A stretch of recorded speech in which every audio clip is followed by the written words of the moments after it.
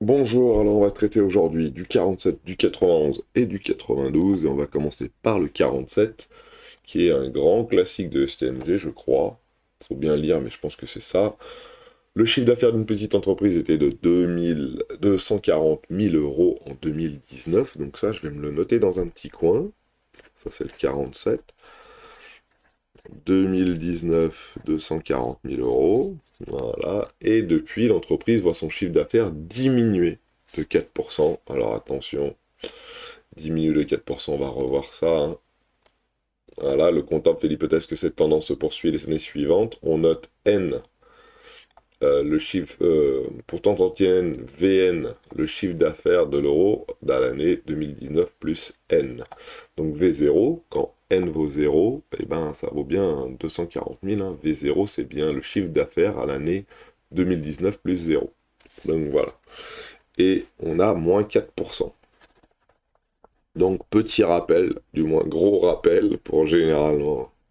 C'est là où ça pêche, hein. Voilà. Lorsqu'on a une diminution en pourcentage, ici, un taux d'évolution, on appelle ça un taux d'évolution. Si on veut ce qu'on appelle le coefficient multiplicateur qui est associé, je vous rappelle qu'il y a entre guillemets deux étapes, hein. On divise par 100 et on ajoute 1. Voilà, excusez-moi. Alors bien sûr, vous le faites beaucoup plus vite que ça, vous, pour la plupart d'entre vous. Je vous rappelle que le calcul, c'est coefficient multiplicateur, c'est 1 plus t sur 100. Voilà, c'est ça le coefficient multiplicateur. Donc ici, dans notre cas à nous, on a une évolution, un taux d'évolution de moins 4%. Donc moins 4 divisé par 100, ça fait moins 0,04 plus 1, bah, moins 0,05 plus 1, ça fait donc 0,96. Ça veut dire que si vous voulez faire évoluer à un prix de moins 4%, eh ben, il suffit de le multiplier par 0,96. Ça, c'est moins 4%. Ok? Voilà. Donc dans notre cas à nous, moins 4%, c'est bien multiplié par 0,96. Si c'était une évolution de plus 10%, et ben 10 divisé par 100, ça faisait 0,1, plus 1, ça fait 1,1. Donc une multiplication, un coefficient multiplicateur de 1,1. Allez, maintenant on peut y aller. Parce que là, on sait. Vérifier que le chiffre d'affaires en 2020 est de 230 400 euros. Donc, en 2019, quand n égale 0, c'est 2019. Quand n égale 1, bah, c'est 2019 plus 1, donc ça fait 2020. Okay, ou on peut dire 2020, c'est 2019 plus 1, donc n égale 1. Hein. On est bon, hein, c'est écrit là, 2019 plus 1, donc n égale 1. Alors c'est important de le faire là avec 1 parce que c'est facile, c'est un cas très simple, c'est celui qui vient après. Mais quand on va nous demander en 2050 ce qui se passe, vaut mieux écrire ça comme ça pour savoir combien vaut 1. Donc nous on demande de calculer V1. Donc V1 égale, c'est V0 fois diminution de 4%, 0,96. Donc dans notre cas à nous, ça fait 240 000 fois 0,96. Donc là, si je prends ma calculette, 1, 240 000 fois 0,96. Et oh, magie, ça fait 230 400 euros. Voilà pour le chiffre d'affaires en 2020. Quel est le coefficient multiplicateur associé à une baisse de 4%? Il se fout de moi, lui, hein. Et à en déduire la relation entre Vn plus 1 et Vn. Bon, bah ça c'est facile, hein. Alors là, nous, on a tout de suite fait avec le coefficient multiplicateur, parce qu'on a vu que moins 4%, ça faisait ça, mais on aurait pu prendre 4% de 240 000, et puis l'enlever à 240 000, ça aurait donné la même chose. Le coefficient multiplicateur associe une baisse de moins 4%, donc moins 4%, on l'associe à un coefficient multiplicateur qui vaut 0,96. Hein, le CM, c'est 1 plus moins 4%, ce qui fait 0,96. Voilà.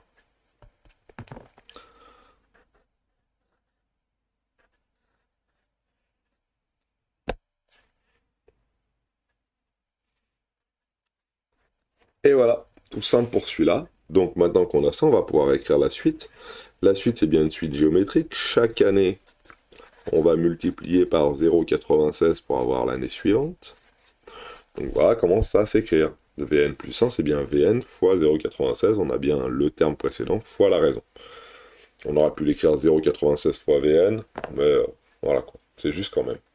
Déterminer la nature de la suite. Oh, c'était dur. Vn est une suite géométrique.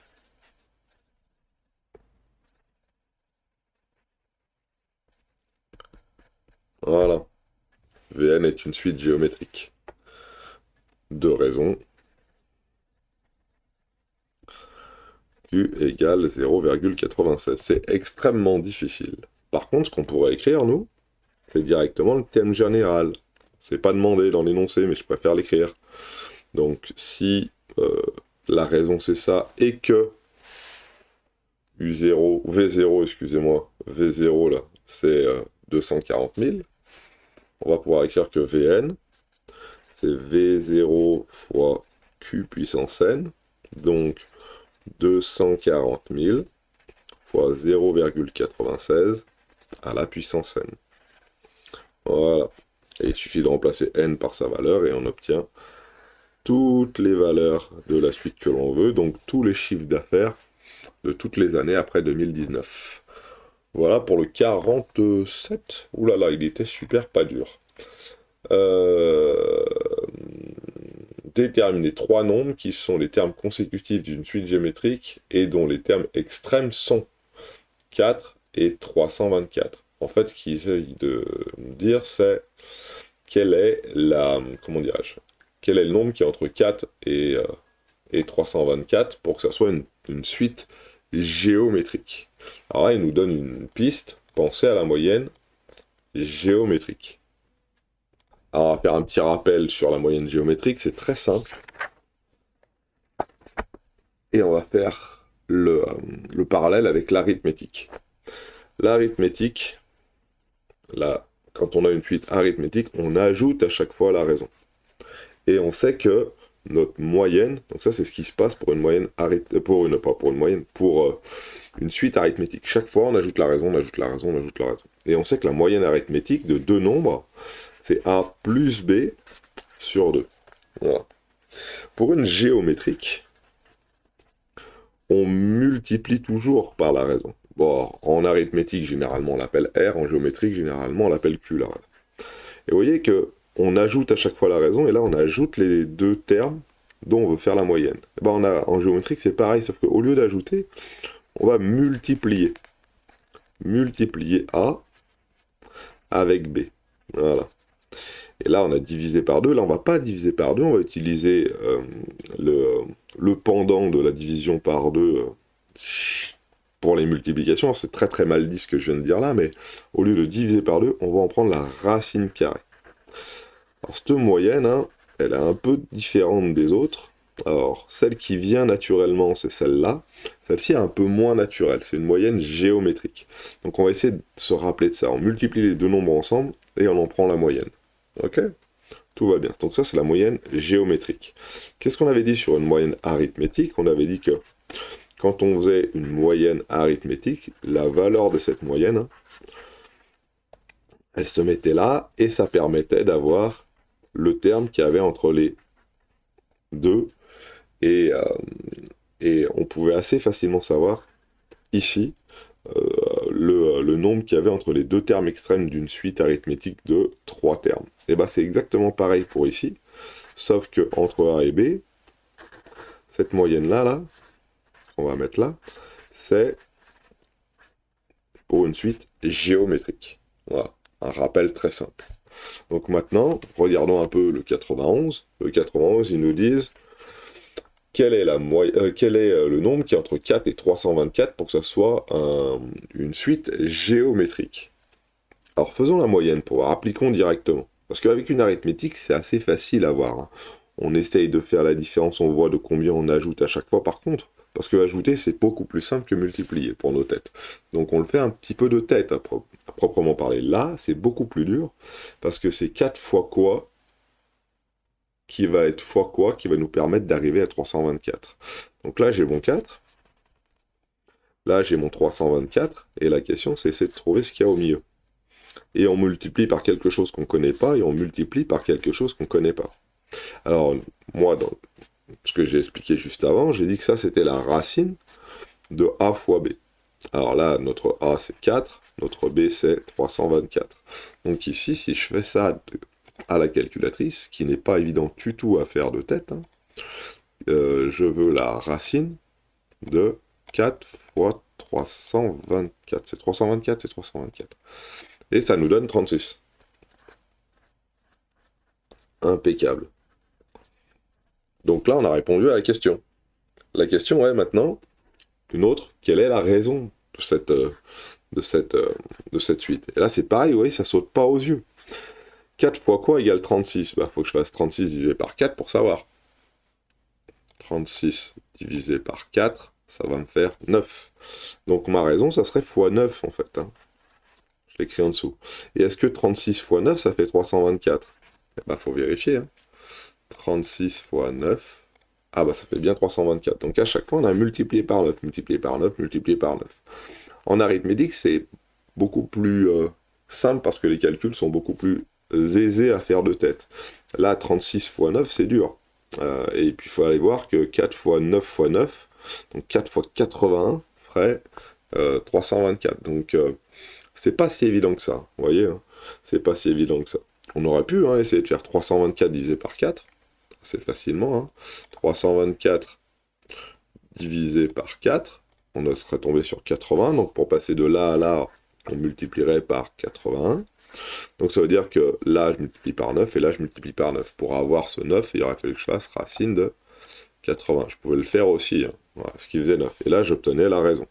Mais la moyenne arithmétique me permettait d'avoir directement le terme qui était au milieu. La moyenne géométrique me permettait d'obtenir directement le terme qui est au milieu. Donc ça, c'est un petit truc, on y reviendra, je pense, dans d'autres exercices. Alors, le tableau ci-dessous nous donne la population des kangourous dans une région d'Australie durant les 5 années consécutives. Je veux construire la représentation graphique de tout ça. Et, alors, 1, 2, 3, 4, 5, et que peut-on observer? Est-ce qu'on peut considérer que ça a une croissance exponentielle? Ouh là, qu'est-ce qu'il me dit avec une croissance exponentielle?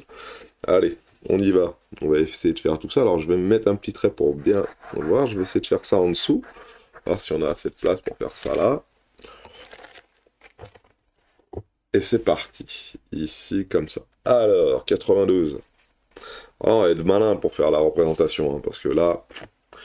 Alors, 2015, 2016, 2017, 2018, 2019, il y a 5 trucs à placer, et j'ai 25 600, donc grosso modo à 25 000, jusqu'à 62 500, donc grosso modo jusqu'à 65 000. Donc je vais essayer de placer un 65 000 ici. Je vais juste écrire 65 là. Et je vais essayer de descendre. On va écrire 65 000, ça coûte rien. Voilà. Si là je mets 60 000, il faut que je descende jusqu'à 25 000. 60. Je n'aurai jamais assez la place. 60. Faut que j'enlève 5 à chaque fois. Hein. 60, 55, 50, 45, 40, 35, 30. Ah, 25, 20. Oh, si, j'ai juste la place. Allez, on est bon. Voilà. Donc tout en bas, je suis à 20 000. Ah, ça tombe bien parce que mon premier, il est à 25 600. Donc ici, je suis à 20 000. Et ici, j'ai les N, j'ai les années. Là. Et on va commencer, on commence un petit peu où on veut. Hein. On va commencer ici, moi je vais commencer à 2015 ici. 2016, 2017, 2018, 2019. Ah, ça va pas être beau. 2015, 2016, 2017, 2018, 2019. On a 5. 1, 2, 3, 4, 5. Il y a bien 4 carreaux entre chaque. On est bon. Donc 25 000, c'est ici. 30 000, c'est là. Donc là, je suis à 25 000. Je suis à 27 500. Donc 25 600, c'est plutôt proche ici. 2016, 32 000. Donc là, je suis à 35 000. 32 000, c'est un petit peu en dessous de 32 500. Voilà. Après 2017, 40 000. Ah, très bien, 2017, 40 000. On est pile ici. C'est 2017. Ça, c'est 2016. Et on continue. 2018. Comme c'est dur. 50 000. Ah, alors à 50 000, c'est 60 000 à 35, 40, 45, 50. Voilà, ça, c'est 50 000. C'est 2018. Ouais, ça commence à grimper pas mal. Et 2019, 62 500. 62 500, ça fait là. Alors ça paraît un petit peu une droite, mais si on regarde bien, hein, on a bien des points qui sont bien en dessous. Hein. Ça, c'est pas du tout aligné, hein, je pourrais dire, ah, c'est à peu près. Mais non, ça ne l'est pas du tout. Hein. Si j'avais à tracer une courbe qui passe par ces points, ce serait plutôt une courbe qui a tendance à grimper de plus en plus là. Donc c'est plutôt une croissance exponentielle. On appelle ça une croissance exponentielle ici. Voilà pour ces exercices. Il y a d'autres questions. Que peut-on observer? C'est plutôt une croissance exponentielle. Alors regardez, hein, on peut essayer de vérifier ça. Est-ce que c'est une suite géométrique, les termes de la suite? Est-ce que le rapport entre 32 000 qui est ici et 25 600, c'est le même rapport qui est entre 40 000 et 32 000? Grosso modo, pour passer de 2015 à 2016, on multiplie par le même nombre que de passer de 2016 à 2017, à peu près. Allez, on essaye. 32 000, là j'en rajoute un peu, hein, divisé par 25 600. Ça fait tout ça, donc la raison de ma suite, ça serait 1,25, c'est-à-dire que pour passer de 2015 à 2016, là, je multiplierai par 1,25. Est-ce que c'est la même chose ici? Je vois pas pourquoi j'ai fait au-dessus et en dessous. Alors, 32 000 fois 1,25 fois 1,25, ça nous fait pile 40 000, donc ça marche bien. Est-ce qu'on a la même chose ici? Alors, fois 1,25. Ah 50 000, ça tombe bien. Et si on multiplie encore, 62 500. Et on pourra avoir tous les autres termes. Donc vous voyez, ça, on a bien une croissance exponentielle parce qu'à chaque fois, on multiplie par 1,25 pour passer d'un terme à un autre. Voilà. Je vous souhaite à tous de passer une bonne journée.